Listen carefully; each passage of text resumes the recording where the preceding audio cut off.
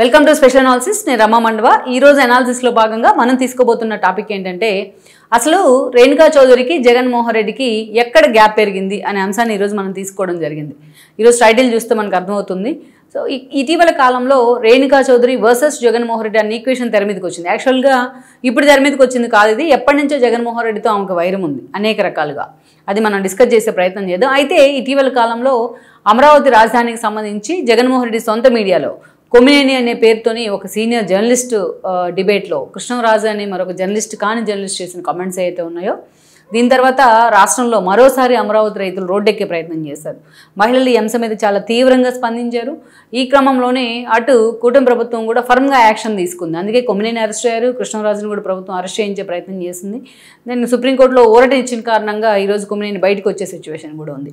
So ఇలాంటి situation నడుమ రేణుకా చౌదరి చేసిన కామెంట్స్ చాలా సీరియస్గా హాట్ టాపిక్ అయ్యాయి. ఈ క్రమంలోనే అసలు జగన్మోహన్ రెడ్డి అంటేనే రేణుకా చౌదరి ఎందుకు మండిపడుతున్నారు అన్న చర్చ కూడా హాట్ టాపిక్ అవుతున్న పరిస్థితి అయితే ఉంది. మనం చూసినట్లయితే రేణుకా చౌదరికి జగన్మోహన్ రెడ్డికి మధ్య ఉన్న వైరం ఈ రోజు కాదు.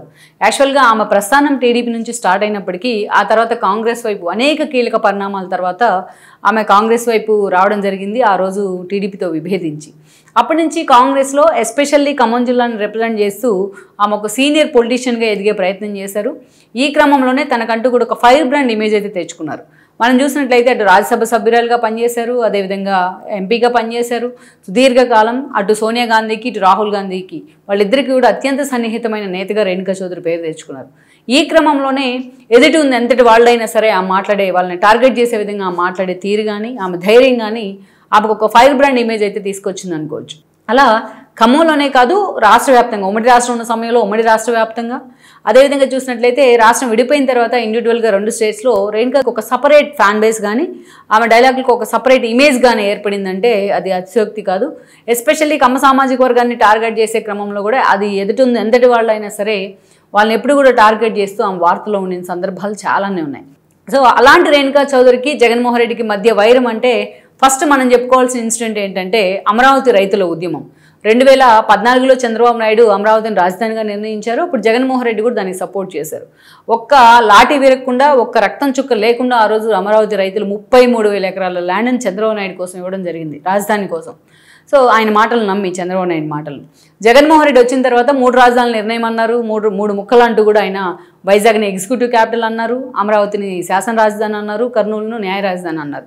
బట్ అలాగని ఆయన 5 ఏళ్ల పాటు కూడా అక్కడ కర్నూలులో ఒక ఇటుక పెట్టలేదు. అదేవిధంగా వైజాగ్ భూముల్ని ఆ స్థాయిలో ధ్వంసం చేసే ప్రయత్నం జరిగింది. వైజాగ్ వెళ్తాను అంటూ 140 సార్లు జగన్మోహన్ రెడ్డి సొంతగా చెప్పినా ఎన్నికలు అయిపోయేంత వరకు కానీ వైజాగ్లో వెళ్ళే ప్రయత్నం అయితే చేయలేదు. But at the same time 3 రాజధానుల నిర్ణయం తర్వాత అమరావతిని పూర్తి స్థాయిలో ధ్వంసం చేసే ప్రయత్నం అనేక రకాలుగా వాళ్ళు రోడ్డు ఎక్కారు, నిరసనలు జరిపారు, వాళ్ళ నిరసనని అణిచేసే ప్రయత్నం జరిగింది. 5 ఏళ్ల పాటు సుదీర్ఘకాలం ఎక్కడ చరిత్రలో లేని విధంగా అంతమంది రైతులు అమరావతి కోసం ఫైట్ చేస్తూ వచ్చారు. సో వాళ్ళు చేసిన ఫైట్ కానీ ఆ స్పిరిట్ కానీ ఈరోజు కూటమి ప్రభుత్వాన్ని తెర మీదకి తీసుకొచ్చిందని అనుకోవాలి. అయితే ఆ అమరావతి మీద చంద్రబాబు నాయుడు మీద కోపాన్ని అమరావతి మీద చూపించే ప్రయత్నం ఎన్నోసార్లు చేశారు జగన్మోహన్ రెడ్డి. ఈ క్రమంలోనే అమరావతి ఉద్యమానికి అప్పుడు రేణుకా చౌదరి తెలంగాణ నుంచి వెళ్ళి మరీ మద్దతు ఇచ్చారు. అక్కడ ట్రాక్టర్ కూడా నడిపారు రైతులతో కలిసి. రైతులకు చాలా మద్దతు పలికారు. ఆ రోజున రైతులతో పెట్టుకుంటే భూస్థాపితం అవుతారంటూ కూడా మాట్లాడటం జరిగింది. దీనికి కొడాలి నానితోని కౌంటర్ ఇచ్చారు జగన్మోహన్ రెడ్డి. రేణుకా చౌదరి సంగతి ఏంటో తెలంగాణలో చూసుకోండి, మీకు ఇక్కడ ఏం పనే విధంగా చాలా హ్యూమిలేటింగ్గా ఆయన మాట్లాడారు. అయితే ఆయన మాట్లాడితే సైలెంట్గా ఉండడానికి ఆ రోజు టీడీపీ నేతలు కాదు రేణుకా చౌదరి. సో ఆమె ఆ స్థాయిలో కొడాలి నానికి కౌంటర్ ఇచ్చారు. దమ్ముంటే ఏ పార్టీ అయినా సరే తనకి గుడివాడ టికెట్ ఇవ్వండి, గుడివాడ నుంచి పోటీ చేసి కొడాలి నాని అంతేంటో తెలుస్తానంటూ కూడా ఆమె ఓపెన్ ఛాలెంజ్ కూడా చేశారు. సో రేణుకా చౌదరి నోటికి భయపడి, రేణుకా చౌదరి ధైర్యానికి భయపడి ఆ రోజు కొడాలి నాని లాంటి వాళ్ళు కనీసం స్పందించిన పరిస్థితి కూడా లేదు రిటర్న్. సో అప్పటి నుంచి కూడా ఆమె అవకాశం వచ్చినప్పుడల్లా 3 రాజధానుల నిర్ణయం ఒక తొగ్లక్ నిర్ణయం అని అనేక రకాలుగా జగన్మోహన్ రెడ్డిని ఆమె టార్గెట్ చేస్తూ వచ్చింది. అయితే చాలామంది చెప్పే మాట ఏంటంటే గతంలో టీడీపీ నేత కావడం ఆవిడ, అదేవిధంగా వైఎస్ఆర్తో అనేక రకాలుగా విభేదించడం, వైఎస్ కంటే అటు సోనియా గాంధీ ఫ్యామిలీకి అత్యంత సన్నిహితమైన నేతగా పేరుండవు. ఈ క్రమంలోనే ఆమె జగన్మోహన్ రెడ్డిని వ్యతిరేకించారు అనేది.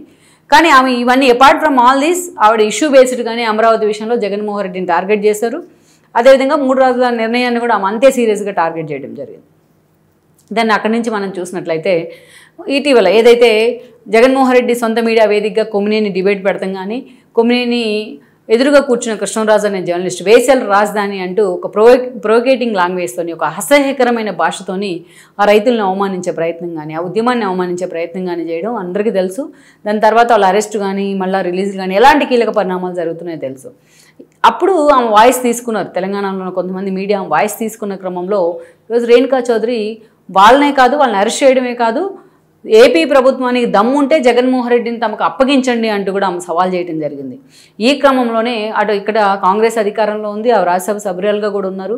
సో ఇలాంటి పరిస్థితుల్లో వైఎస్ఆర్సీపీ నేతలు ఆమెను అటు టార్గెట్ చేయలేక, అలా అని ఆమెనంటే అది ఇంకా పెద్ద కేసు అవుతుందనే ఆలోచనతో కుమిలిపోతూ ఉన్నారు. కానీ ఈరోజు మాత్రం రేణుకా చౌదరి ఆ ఒక్క డైలాగ్తోనే జగన్మోహన్ రెడ్డిని టార్గెట్ చేయడంతో ఆపలేదు.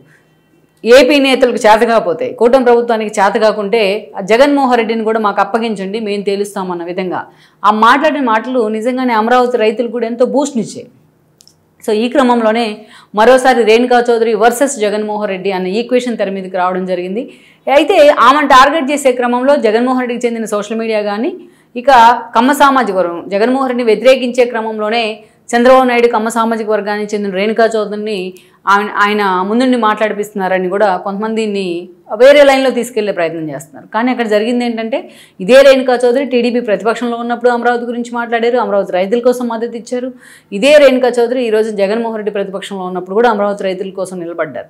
అది జగన్మోహన్ రెడ్డి గుర్తించాల్సిన సందర్భం. ఏ టీడీపీ నేతలను, ఏ భువనేశ్వర్నో టార్గెట్ చేస్తే కన్నీళ్లు పెట్టుకోవడానికి చంద్రబాబు నాయుడు ఇంకొకరు కాదు. సో రేణుకా చౌదరి చూపించిన ధైర్యం కావచ్చు, ఆమె స్పిరిట్ కావచ్చు, ఆమె ఓపెన్ ఛాలెంజ్ కావచ్చు, ఈరోజు వైఎస్ఆర్సీపీని ఒక డిఫెన్స్లో పడేసింది అనుకోవచ్చు. మొత్తానికైతే మాత్రం రేణుకా చౌదరి వర్సెస్ జగన్మోహన్ రెడ్డి అన్న ఈ ఈక్వేషన్ ఏదైతే ఉందో, ఇప్పట్లో ఈ అంశానికి ఒక ఫుల్ స్టాప్ పడే పరిస్థితి అయితే కనిపించట్లేదు. లెట్స్ సీ మరి ఎటు తిరిగి ఎటు వెళ్తుంది ఈ ఇష్యూ అనేది ఇంకొద్ది రోజుల్లో నాకు క్లారిటీ వచ్చే అవకాశం ఉంటుంది. ఈ వీడియో మీకు నచ్చినట్లయితే please share, like and subscribe R24 Telugu.